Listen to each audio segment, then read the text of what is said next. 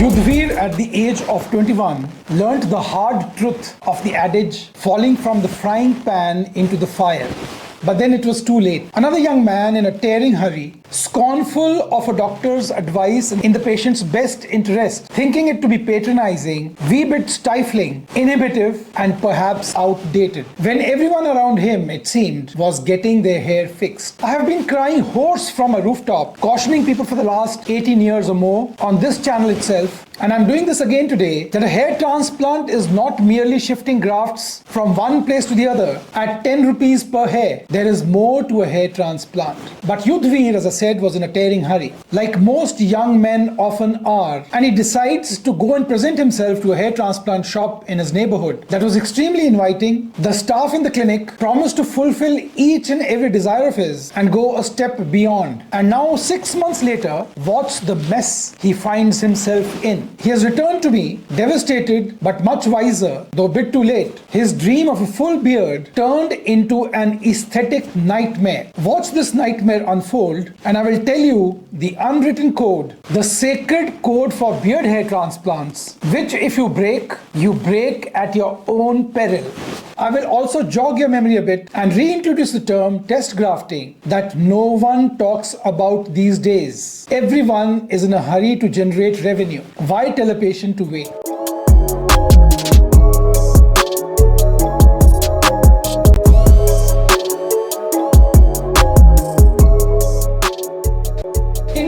Caucasians. The wonderful results that you see on the internet about beard hair transplants are mostly on white-skinned people. And sadly, these results do not translate into similar results in darker skin types. Yudhvir did just that. He fell for a trap, seeing umpteen number of pictures, videos on the internet showcasing beards in white skin types, and suddenly decided that beard hair transplant was right for him. When he first came to me, he came convinced that his beard hair transplant would turn out to be just like the perfect before and after pictures he had seen online, thinking that a hair transplant surgeon would do his bidding the way he wanted, whatever he wanted. He felt frustrated when I warned him that Indian skin types heal differently and that the risk of cobblestoning was high. The risk was real, but he chose to ignore my advice. And now let's talk about cobblestoning. What is cobblestoning? I have covered cobblestoning in a previous video, linked to which is above. Cobblestoning refers to the uneven, bumpy texture of the skin that occurs when grafted hairs fail to integrate with the surrounding skin smoothly. And this is especially problematic in beard hair transplants, where the facial skin is thinner, more vascular, magnifying even a small irregularity many-fold. Cobblestoning can result from any of these factors: poor graft placement, excessive trauma during the plantation process, inadequate depth control while making slits, inadequate depth control while inserting grafts, and thick grafts placed into thin, fine textured skin. In Yudhvir's case, all these four factors combined together and an unfortunate,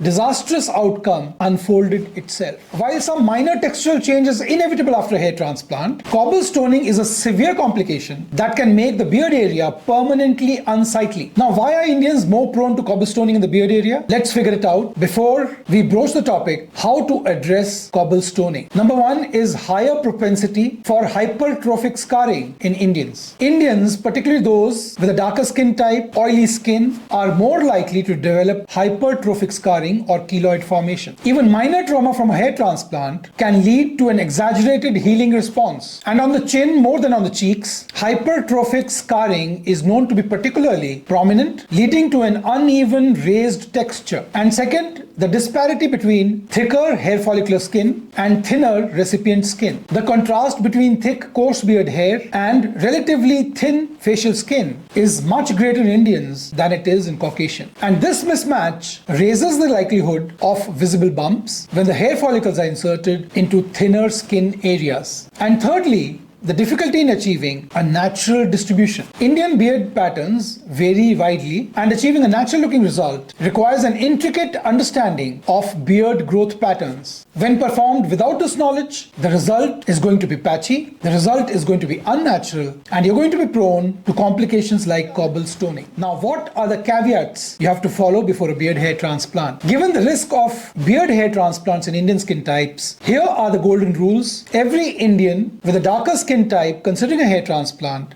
for the beard area must follow. Number 1, know your skin type. If you scar easily, it's best to avoid a beard hair transplant altogether. Don't even consider it. But still, if you must, avoid the chin area. Number 2, if you're an Indian going in for a hair transplant, make sure you're going to wear the beard a lifetime. For a transplanted beard will not look natural if shaved. Howsoever well the procedure might have been done, if you consider a clean-shaven look, think twice. Think twice before you knock on the door of your neighborhood hair transplant clinic, because they are going to let you in.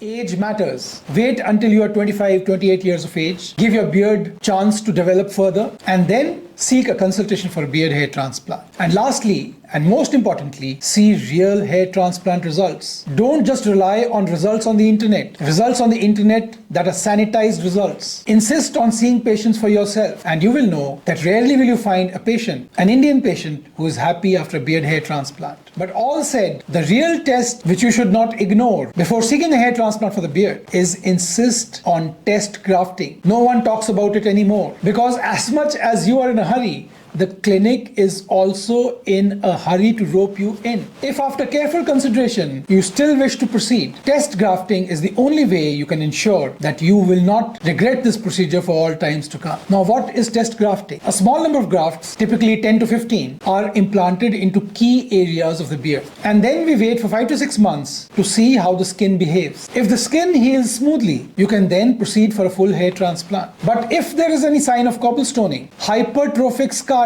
or other complications related to the skin, you would have saved yourself from irreversible damage. Thank your stars for it. And I personally feel this step of test grafting before a full-fledged beard hair transplant is non-negotiable in Indian skin types. Because a beard hair transplant is an irreversible surgical procedure, not a mere visit to a salon where you can try different hairstyles, different beard hairstyles, and if it doesn't work out for you, after a week or 10 days, come in for a revision. For an hair transplant surgery, once the procedure is done, once the die is cast, any mistake is permanent for all times to come. Believe me, it will haunt you for a lifetime and more. I make it a point whenever I get a patient for beard hair transplant to first discourage him from it. Because many patients who come to me, especially when they are young, are coming to me at an impulse. Give them time and they might not want to do it anymore. Unlike many other hair transplant surgeons, and most of them are not surgeons at all, I make it a point to discourage most patients who come seeking a hair transplant. The reason? Too many come with unrealistic expectations and inadequate knowledge of the procedure and about the risks involved. Applying a speed breaker to their aspirations makes them take one step back, gives them time to reflect upon their decision. And this approach has saved countless individuals from making life-altering mistakes. But if after thorough consideration and after test grafting, a patient still chooses to proceed further, they do so with full awareness of the consequences. I have done several beard hair transplants, and you can see one on an actor above. Many beard hair transplants work out very well, but that 1% patient who develops cobblestoning will haunt the surgeon for all time. For that patient, that occurrence of cobblestoning is not 1%, it's 100%,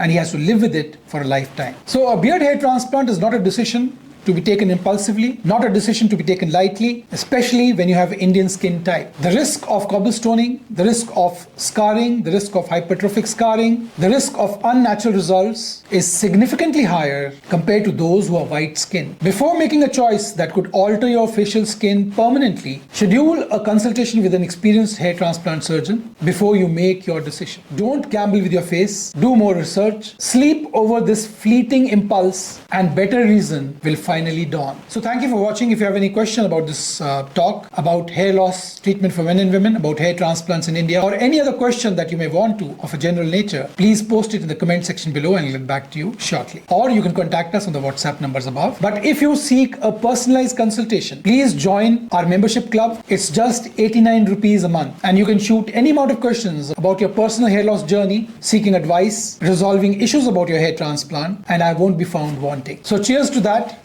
Have a nice day and God bless you.